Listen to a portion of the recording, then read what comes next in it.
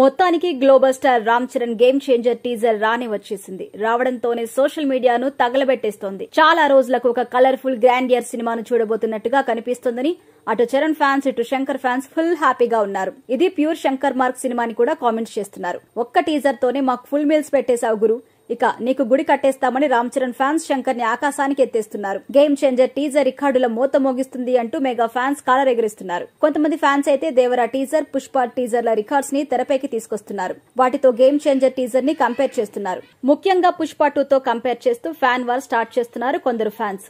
ఇద్దరు ఫ్యాన్స్ ఏమాత్రం తగ్గట్లేదు. పుష్ప 2 ఫీవర్ కూడా మామూలుగా లేదు.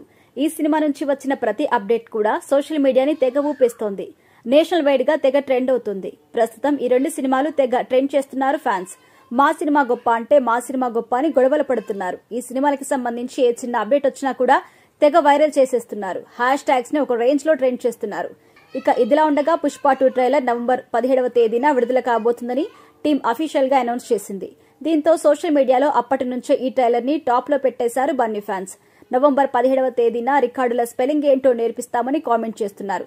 ఇది ఆరంభం మాత్రమే అని, అసలు రచ్చ ట్రైలర్ రిలీజ్ అయ్యాక చూపిస్తామని అంటున్నారు. రామ్ చరణ్ ఫ్యాన్స్ కూడా గేమ్ చేంజర్ అప్డేట్ ని ట్రెండ్ చేస్తూ రచ్చ చేస్తుంటే అటు బన్నీ ఫ్యాన్స్ కూడా అసలు తగ్గేదేలే అన్నట్టు పుష్ప 2 అప్డేట్ ని తెగ హైలైట్ చేస్తున్నారు.